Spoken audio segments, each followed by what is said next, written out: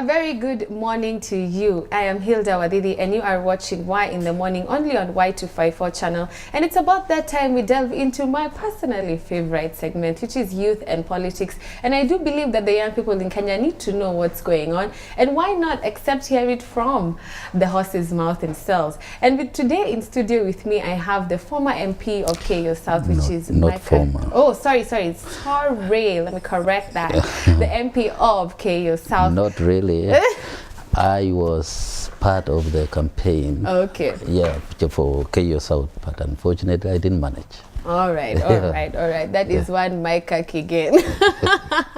But yes, it's about that time we get a few individuals in studio to be accountable to what's happening. And today we're going to talk about the trending topic, which is the Mao eviction saga and the implosion that people are implying is happening within the Jubilee Party. Good morning. I'd like to say good morning to Kenyans. Good morning to young people and Kenyans in general. I'm happy that you invited me to this studio today. It's new to me. And when I told the audience or my friends that I'm coming here to talk about youth and politics, they told me, youth? So I say, yes, you need me to talk to you. Yes, we need people to explain to us what's happening. Yeah. And now we have the biggest montane forest, the largest indigenous forest in Kenya and East Africa, which is the Mao forest in question politically, which is very interesting because previously it was announced that a quarter of the forest had been encroached, which is the 46,000 hectares, which is in question. And we'd like to understand, now that we had the Senate of Majority Leader Murkomen talking harshly and saying that people are being used and there's a political aspect between Raila and Ruto being played here. What do you think is happening? Hilda, to say the truth is that I think some leaders are being juvenile, particularly to their utterances and actions, because Mao issue is not new in Kenya. It was used in some years back to deny the Raila Amolo Odinga's the forts of Rift Valley. They moved them. The same leaders who are crying and saying that Raila Amolo Odinga used us and they are now evicting us, it is now coming back, which means the same Bible story that whatever you do unto others, please know that it will come back to you. It will come back to you. Right. I want to say, for Murkomen to talk emotionally the way he talked, I want to say that it is not true. It is not true. It is not true. In case you missed it, why don't you just have a look at what Murkomen had to say, the senator and the majority leader of the Jubilee Party. Wanachapa watu na vipoko hapa kama hawa ni wanyama. Alafu mimi nikikuja hapa kusema serikali ya Jubilee haiwezi kukubali mtoto yoyote apikwe. Serikali ya Jubilee haiwezi kukubali mtoto yoyote alale kwa msituni. 4,000 children saa hizi hawako kwa mashule in 7 closed schools. Halafu tunakuja kusema hapa ati tunafanyia siasa. 4,000 children in 7 schools are out of school. Wazee wenye wamepita 70 years badala ya kuenjoy ile 1,000 ya Jubilee wanaenda kukufa kwa msituni. Wamama watoto yao wanakufa wakati wanajifungua. Tell me, how is that against Jubilee policy? Kama mimi nimekuja hapa kusema hiyo ni mbaya, hiyo ikakuja kwa aje mbaya against Jubilee? Mimi nimekosea kuja kulia na watu yangu? Kwani uongozi yote ndio sisi tufike Nairobi? Hatu wengine wanaenda kusema kwa Nairobi ati Murkomen anyang'anywe kiti ya majority leader, afukuzwe kwa sababu ya nini? Nifukuzwe kwa sababu nimelia kwa sababu ya watoto yetu hapa wenye wajaenda shule, wazazi wetu wenye wameumia, wazee wenye wanalala nje, alafu wale wanakula pesa ya NYS walale kwa nyumba. Murkomen mwenye amekuja kulilia watu yake ati afukuzwe. Wacha tuambiane ukweli jameni. Wacha tuambiane ukweli. Mimi nimefanya makosa gani? Nimefanya makosa kuja kulia na nyinyi? Hii kitu ya Mao si ndio ililete Uhuru na Ruto pamoja? si ndio wakapata uongozi wako katika kiti? Nimekosea kurudi kusema kwamba wale wenye walipigia hao kura wakuwe uongozi wasitulumiwe? Hiyo ni makosa. So nimeambiwa ati usiende kuongea mambo ya Mao kwa sababu utaharibu handshake ya Raila na president. Kama raia hapa hakuna salamu wanasalimiana, wadozi sasa wasalimiana kwa huko, raia walale kwa msituni. Si ndio mnatama namna hiyo? Wacha niulize tu swali moja ingine. Mtu mwingine ameniambia kwa Nairobi ati umekosea rais heshima. Umekosea rais heshima kwa sababu umeenda Mao. Unafunja uhusiano ya rais na Raila kwa sababu ukiongea mambo ya Mao, uhusiano ya rais na Raila umeharibu. Sasa mimi nataka tu niulize swali. Nataka niulize tu swali ile symbol kabisa. So hii uhusiano yenye wanasema nisiongee kuhusu, hii uhusiano ni mzuri zaidi kuliko watoto. Well, there is more comment for you. Now, about 12,000 households have been estimated to be staying in the forest, and so far 8,860 people have already been evicted. Now, ODM politicians were saying that Raila's name should not be dragged into this, and I feel like the youth need to understand the history as to the reason as to why Raila's name is being dragged into it. There was the issue of the resettlement fund, and there's also the issue of the Kipsigis group. Can you talk about that? Hilda, I think when I saw Murkomen talking emotionally, I felt also emotional, not because of what he's talking about. It is because the kind of lies he's using. It is not of a leader. You know, as a leader, you need to come out and really guide the people accordingly to the right path. In this case, the Rift Valley people have been taught to talk lies. It is just the talk of that moment. But thereafter, there is nothing. We cried, and they cried. And when people were evicted in 2013, 2013, yes. Just because it was election time, they wanted to deny Raila the votes. They used lies that it was the Raila. Yet it was a government policy, yet it was a cabinet decision, which was collective for people to move from Mao, just simply because we have to protect our water tower. Coming to this time round, it is the same government, it is the government policy, it is a decision made from the cabinet that people have to move. There was something we call it cut line, that people were moved from here to here, but they found that that was not working because people are still encroaching back to the forest, and that is why the government decided now people have to move. Why do we use politics? Why do we capitalize that people are being chased like dogs in an inhumane manner? In an inhumane manner. Yet these leaders from 2013, they knew that there was problem in Mao. Where were they? They went to just enjoy. They came to Nairobi to enjoy. And right now, Mr. Murkomen is in Mao, just say, I've come to cry with my people.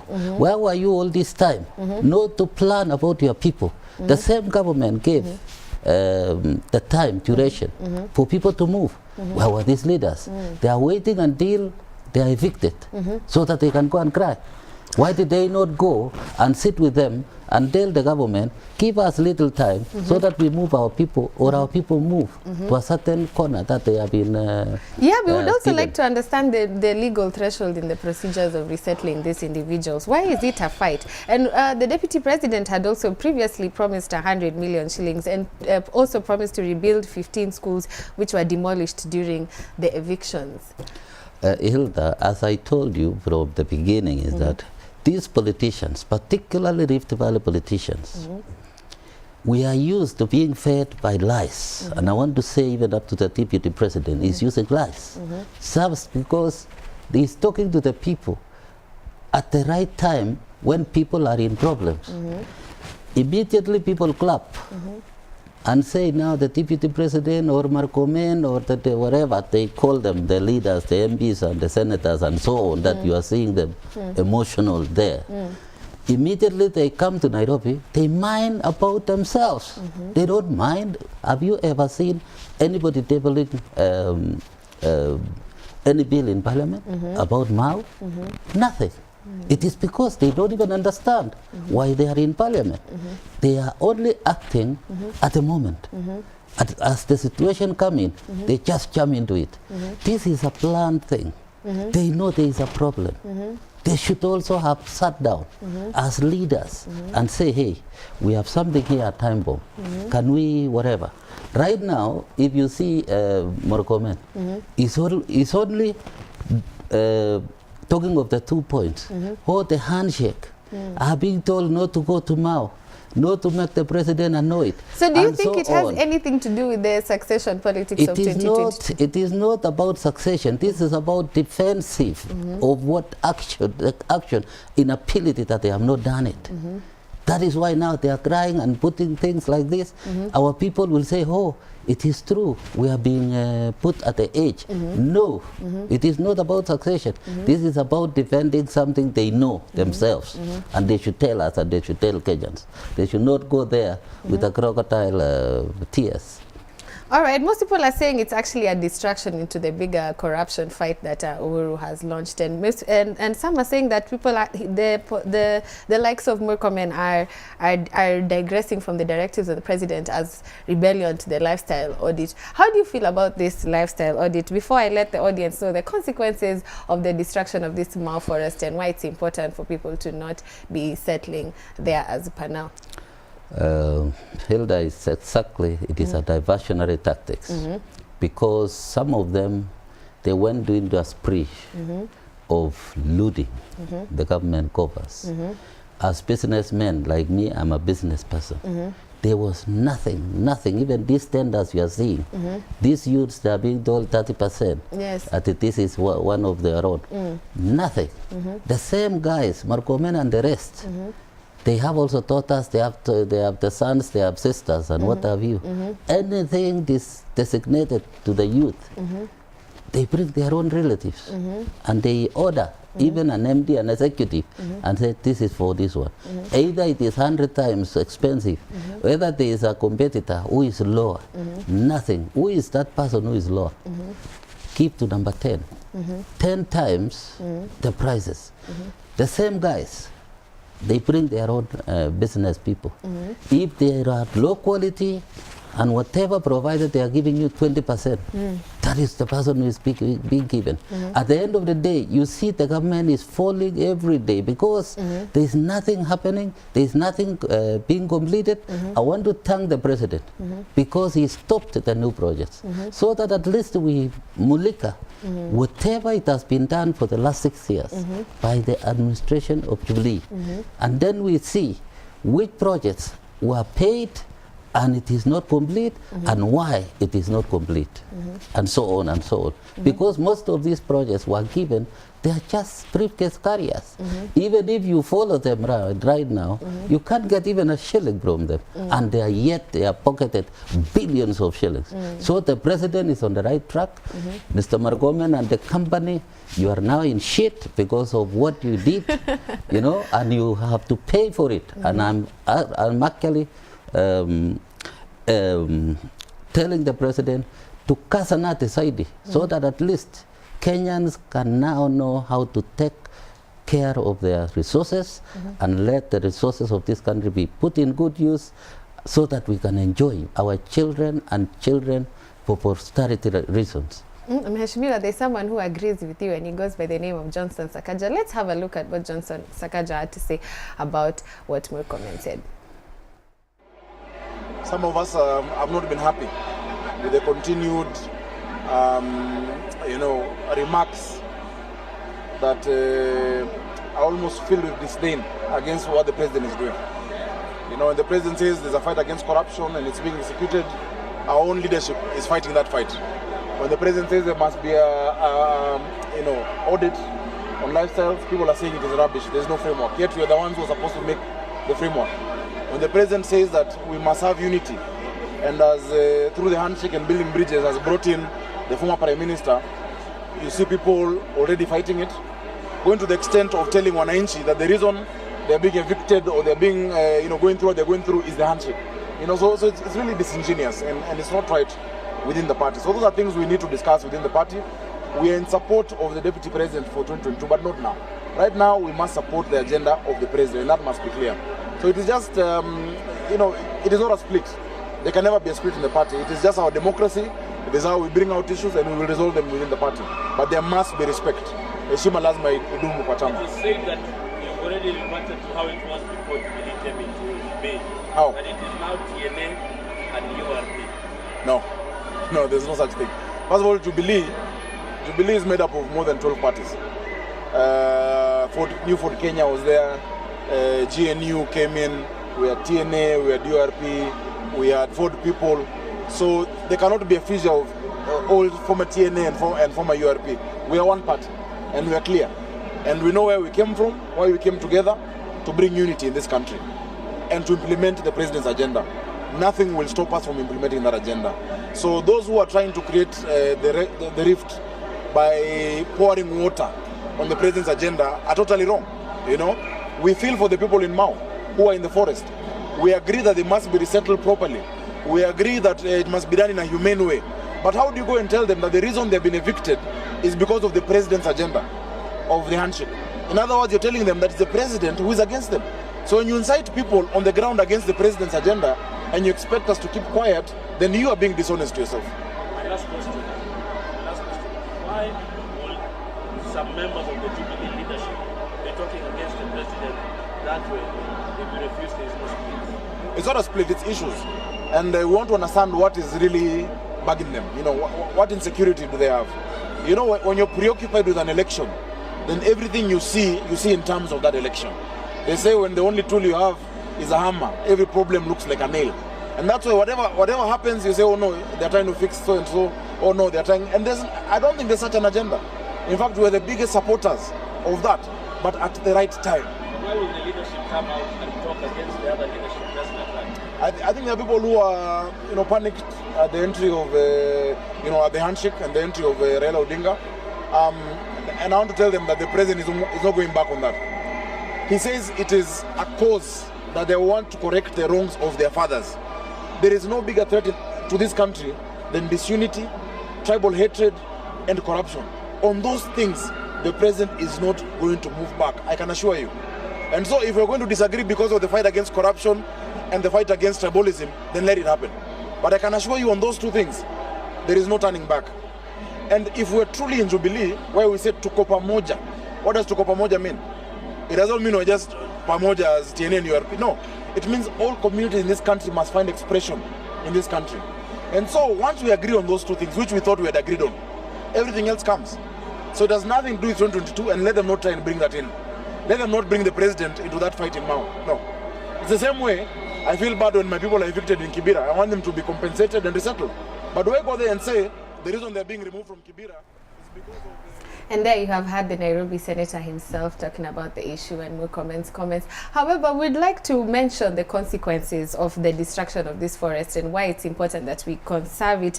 There's likely disappearance of some rivers and lakes. There'll be declined agricultural productivity. There'll be endangered wildlife. And there's also one that's actually really sad, which is the hydroelectric output, which accounts for half of the national supply, will also be at threat. And that is why the Mau eviction is a big deal. And it's something that we are discussing today. Now let's move back to the political side of it. Now 10 legislators from Rift Valley were supporting the Ruto's eviction, which is if you live beyond the 2015 T buffer zone. However, they were opposed to the Mau Task Force report. Let's talk about the Mau Task Force report. What was wrong with it? You see, when something good is done, when they want to diagnose, of which the task force diagnosed. Now they found that if we are going to implement that task force, we will not have any political importance out of it. Instead of going into it, they just reversed it so that they wait until this kind of a time that now there is a government solution that they are following the same the same task force report that people have to be moved, and the government is not denying. They are saying they want to be removed in a humane way. They want to be resettled. They are not denying that. If there is a way that there is no other land, then the government can take responsibility and resettle them in another land, wherever it is. But now, because our politicians are thievery the way they are, then they want everything that the government is doing good to the people, they want to revise it to be political. Right now, I've heard Sakaja. If you listen to Sakaja's words very well, and you listen to Murkomen's words very well, you will see a divided house, that is Jubilee. You will see leaders who doesn't understand what is the role of a president. I think 2013 election, I think it came as a fluke. Because the way I see here, this is now the time the presidency is being felt. I think 2013 to 2017, I think these guys were going to more comment. It was asked another day in the television that what is happening now that you are opposed to whatever policy that the Jubilee is coming up with. He's saying no. The 2013-2017 time we were sitting, we were having coffee with the president and discussing and formulating a decision that is we are going to communicate to the public and also defend. Right now, it is no longer the same. I want to tell Margoman, I think you are put into the hot seat whereby you don't understand what is happening. When the president takes over the Bible and says he's going to defend this country, he's going to defend as the president. These guys made themselves to be demigods because they were sitting with the president just like that, like his children and what have you. You cannot be the father. If you are the child, you cannot be the father. Yet at the same time, you cannot issue directive like the father. This is the same thing. This was a house, this is the presidency. They thought that we are also the presidents. They thought that there is nothing, we are untouchable. Yet, the law who are watching, the people who are watching, we have also the system that is watching and saying, hey, these guys are going to take this country back to 1963.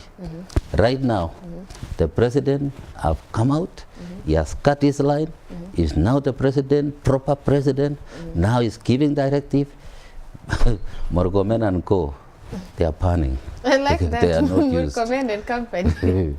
Anyway, we'd also like to talk about the issue of the succession politics for 2022 and the early campaigns. Do you believe that there's a gentleman who went by the name, who goes by the name of Sifuna, who talked about how, in light of the 22 succession politics, the cartels are now exposing themselves. The cartels within the Jubilee party are now exposing themselves. What's your opinion on these cartels? And could this Mau eviction story have anything to do with the logging cartels, considering the DP had just banned logging in forests?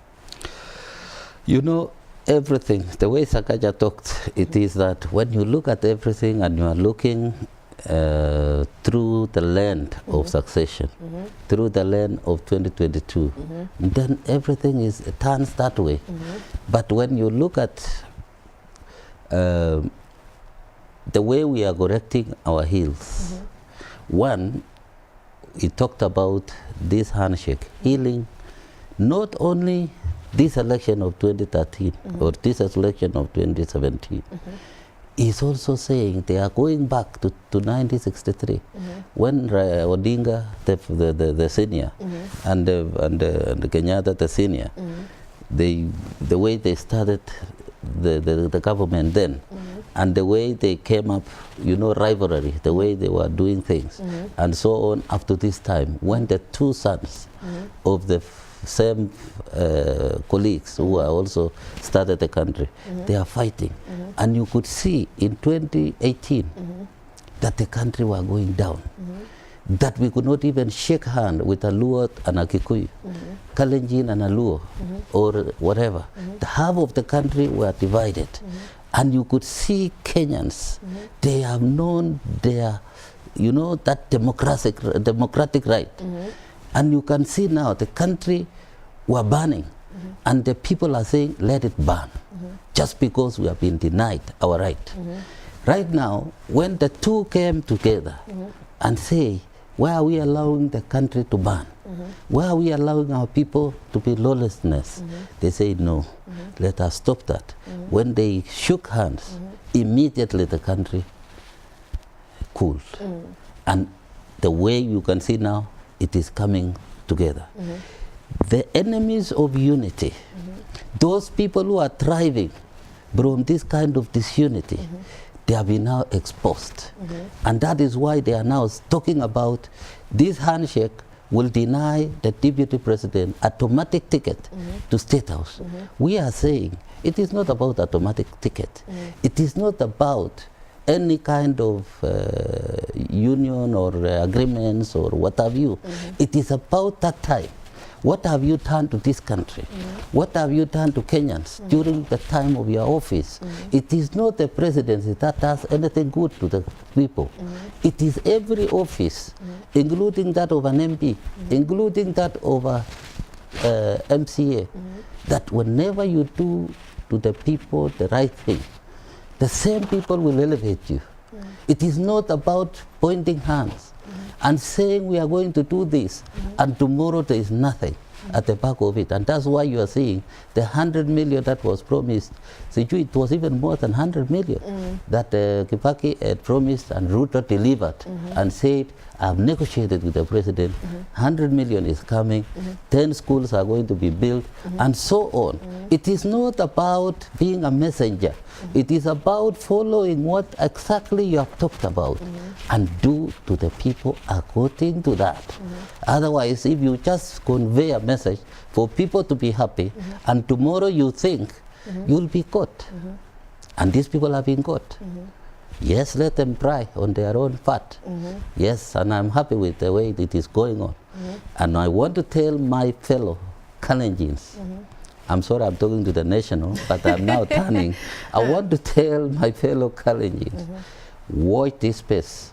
The way you do your elections, the way you are being bought, so that you just elect useless kind of leaders. Let it stop from this time, because at least you have seen at the end of the election, you are left alone, you are on your own. Right now, in Eldoret, in Wasingishu, in everywhere, there is maize which is rotting. Yet the same leaders are the ones who are the importers of maize, knowing that these people, their people, are the harvesters. They have maize, which is supposed to be bought. And it is now, up to now, we are almost heading to the next harvest, when this harvest is just rotting in the stores. It is about leadership. It is not anything else. It is also the mistake of Kenyans. I want to tell Kenyans, wherever they are, let us check about the leadership. Our forefathers used to look at how whoever wants to be a leader is checked beyond any reasonable doubt that he will take care of the people. Right now, anybody coming with a loot, with heavy bundles, that is the kind of a leader. Even our truck peddlers are being elected. Actually, Murkomen mentioned that once. He said there's nothing Kenyans hate more than a broke politician. That is why he's cheating himself. I'm telling you, there are people, all our forefathers, they have money. They didn't have money. It was only the way they were doing things.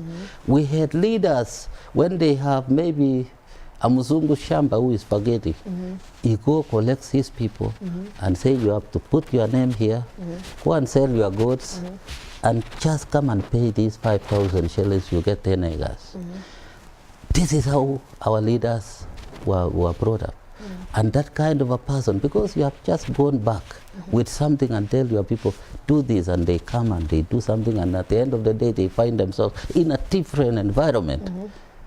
That is how leaders are supposed to do. It is not about when you go and give 10,000, or can I tell you, the kind of money that these leaders are given, they are given 50 shillings, and that is, you get a voter's card.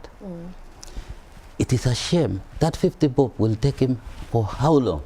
He will find themselves in even worse situations. A leader is supposed to elevate these people, go and think, go and come up with solutions on how your people, at the end of 5 years, they should be better, not worse than when you found them. Yes. All right, that's good. And actually, that is a problem amongst the youth. They tend to take these handouts from politicians and then come and cry later. However, the people from Mau, they were promised some title deeds by the deputy president, those that have settled in the correct area that is not beyond the cut line. Do you believe that they will be able to achieve this? And what do you see as the future for the Jubilee Party in light of the recent events? Well, I would say that was political statement from the deputy president. So you actually don't believe there'll be any title deed? I don't believe it, the way things are going now. Yesterday, the Jubilee Party issued a statement that whatever is happening, it is the policy of the government, not policy. I see people talking about policies of a party. Party has a manifesto to be adopted by the government. If you are running the government as a party, then the government comes out with a policy. So they have to differentiate the two. It was the intention, that is the intention, that if we form the government, we are going to do ABCD. It doesn't come a policy there. It comes a policy when you are now seated and you say, this is now my government, Jubilee government policy, not the Jubilee Party policy. It is a Jubilee Party intention, it is whatever. Coming to the future of this party. The future of this party, I'm seeing the party is strong. There is no doubt about it. The only thing that is going to happen with Jubilee, some elements will move out and the party will remain, and it will remain very strong. Oh, so you do foresee an instance where some of the parties that were initially part of Jubilee going their own way, yes, and this other one remaining. Anyway, as before we leave, I'd like you to talk to us about the referendum that was suggested. That it's actually a topic that has just disappeared out of the limelight, especially in light of the new scandals, beer, dirty fuel, dirt sugar, all this. So now it just disappeared, but still there was a conversation about a referendum. Hilda, I want to tell you, when the handshake came in, there was 9 points that even the 14 committee are following. And you heard the other day that there will be the first referendum, not the first meeting on corruption, with all stakeholders coming to Nairobi. That is the first step. The second step is that what is eating this country? We have identified the government is not all inclusive. We are lacking inclusivity. 2, we have vilified the opposition as if they are not human beings. The opposition are alternative government, and we have to treat them as alternative government. We cannot just push the Kenyan opposition to the corner, because they are there to safeguard the interests of Kenya. The government is just in place for 5 years. So we have to build a country that we have a succession plan. We are not destroying the leaders, the upcoming leaders, the young people. We should be giving them guidelines on how leadership is supposed to be done. But when they wake up, they are only given the role of psychophancy, that if you don't talk the words and of your leader there, if you don't follow your leader there, you are shafted aside and you are destroyed. That is not the case in the democracies. Democracy is that you speak your mind, like Eter today. He talks his mind. And he's also with these other masses that they believe in him and they say, yes, this is the way to go. When it comes to referendum, I want to tell you, Hilda, it will come. Referendum will come to sort out all this problem of inclusivity, and also to heal and be seen that Luos, the Kambas, the whatever Mijikenda and what have you, they are all brought on board so that they run the country.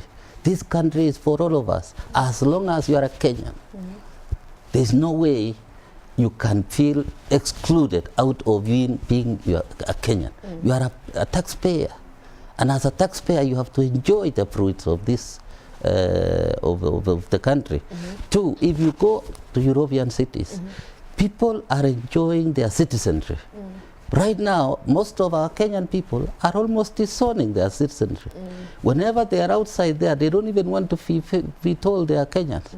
Some people even say they are South Africans, they are whatever, just because the way our leaders have taken this country.